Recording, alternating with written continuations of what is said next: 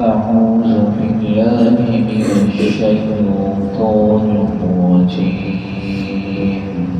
بسم الله الرحمن الرحيم.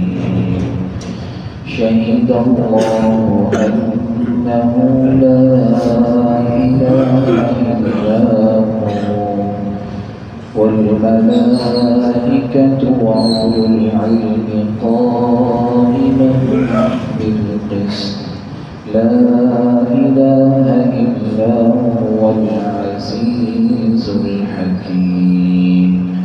إن الدين عند الله الإسلام وما اختلف الذين أوتوا الكتاب إلا من بعد ما جاءهم العلم بغيا بينهم ومن يكفر بآيات الله فإن الله سريع الحساب. صدق الله العظيم. اللہ تعالیٰ کا فرمان ہے شہید اللہ انہ لا الہ الا ہو کہ اللہ تعالیٰ خود اس بات کی گواہی دیتے ہیں والملائکہ اور اس کے فرشتے بھی وَأُولُو الْعِلْمِ قَائِمًا بِالْقِسْطِ اور اہل علم بھی اس بات کی گواہی دیتے ہیں انہ لا الہ الا ہو کہ اللہ کے سوا کوئی عبادت کے لائق نہیں. قائمًا بالقسط وہی ہے جو ساری کائنات کے نظام کو انصاف کے ساتھ سنبھالے ہوئے ہیں.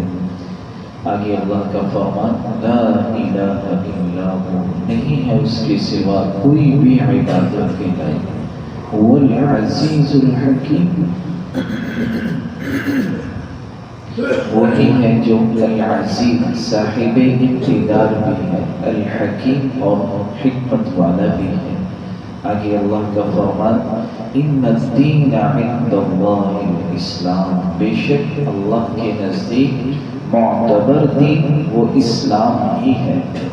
وما اختلف الذین اوتوا الکتاب الا من بعد ما جاءهم العلم بغیا بینہم اور وہ لوگ جنہیں کتاب دی گئی تھی جنہیں کتاب علم دیا گیا تھا انہوں نے کسی لاعلمی کی وجہ سے اختلاف نہیں کیا بلکہ علم کے آ جانے کے بعد آپس میں ضد کی وجہ سے انہوں نے جو ہے اس سے اختلاف کیا.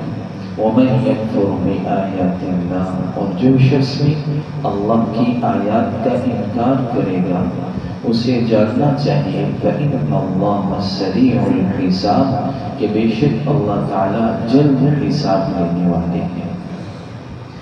آج کی جو آیت میں نے آپ کے سامنے تلاوت کی ہے یہ سورہ آل عمران کی آیت نمبر 18 ہے اور اس آیت کو آیت شہادت کہا جاتا ہے اور یہ آیت بہت ہی فضیلت والی آیت ہے. اس آیت کا شان نزول کیا ہے ایک موقع پر جو ہے یہود کے دو عالم تھے بہت بڑے عالم تھے وہ شام سے سفر کرتے کرتے مدینہ پہنچے.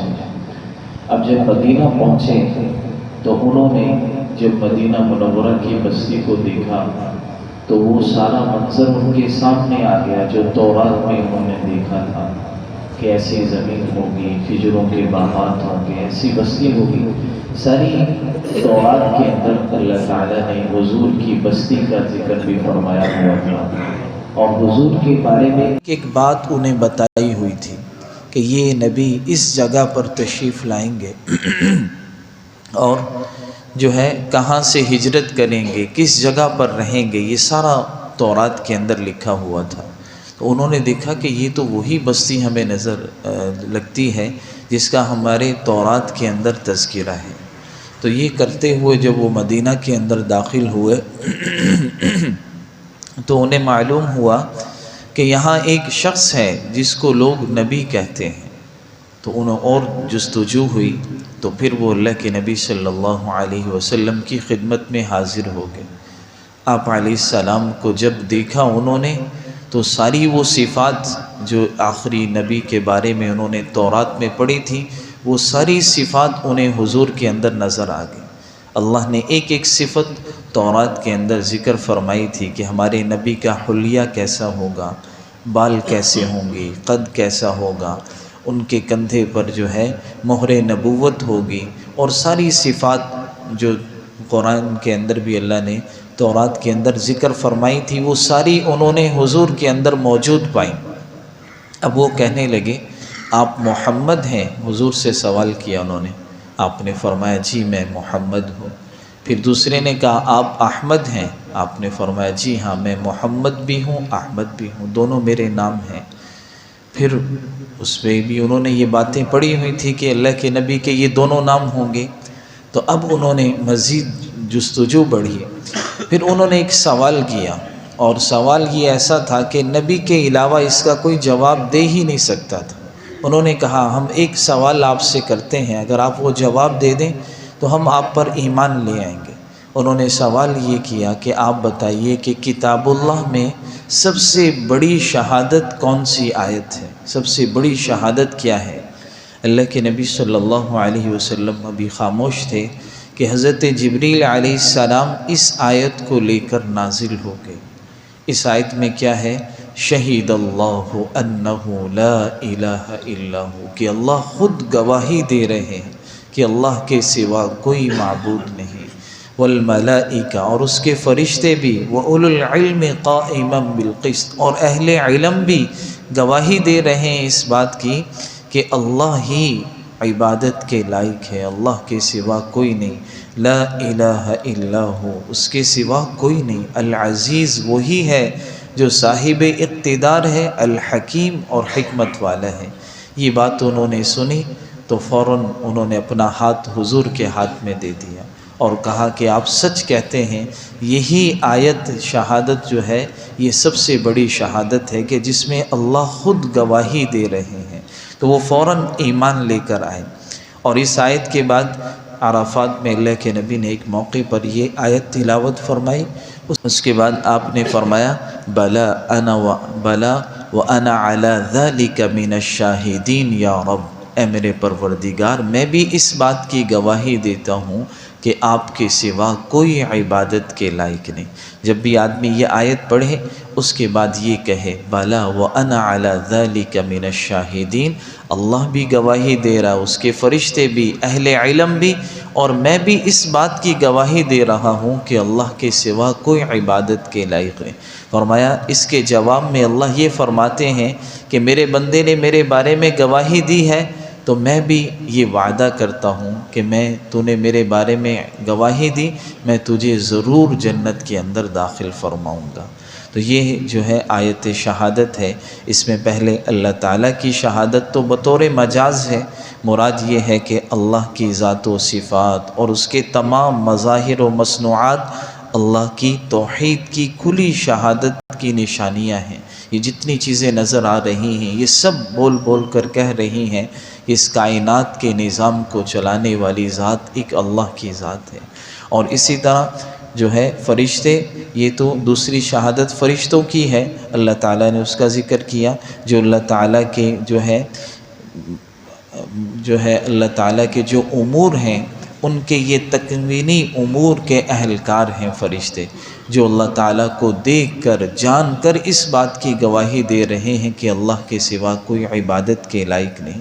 اور تیسری شہادت یہ اہل علم کی ہے، اہل علم سے مراد انبیاء ہیں، اور اس میں عام علماء اسلام بھی ہیں۔ امام غزالی، امام ابن کثیر فرمایا کرتے تھے کہ اس میں علماء کی بڑی شان اور فضیلت ہے کہ اللہ تعالیٰ نے ان کی گواہی کو اپنے اور فرشتوں کی گواہی کے ساتھ جو ہے ان کا بھی اللہ نے ذکر فرمایا۔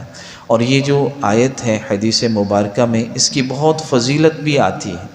اللہ کے نبی صلی اللہ علیہ وسلم نے فرمایا، حضرت ایوب انصاری رضی اللہ تعالیٰ عنہ اس حدیث کے راوی ہیں، وہ فرماتے ہیں کہ رسول اللہ صلی اللہ علیہ وسلم نے فرمایا جو شخص ہر فرض نماز کے بعد سورہ فاتحہ پڑھے، اس کے بعد آیت الکرسی پڑھے، اور اس کے بعد جو ہے یہ آیت شہادت یعنی جو سورہ آل عمران کی آیت نمبر 18 ہے اور 19 ہے، یہ دو آیتیں پڑھ لیں، اور اس کے بعد جو ہے اسی صورت کی سورہ آل عمران کی جو ہے آیت نمبر 25 اور 26 پڑھ لیں، 26 اور 27 پڑھ لیں، تو حدیث مبارکہ میں یہ آتا ہے اللہ تعالیٰ اس کی 70 حاجتوں کو پورا فرمائیں گے، اور فرمایا اس کو جنت میں جگہ دیں گے، اور اسی طرح فرمایا کہ سب سے کم اس کی حاجت یہ اللہ پوری فرمائیں گے کہ اس کی مغفرت فرما دیں گے۔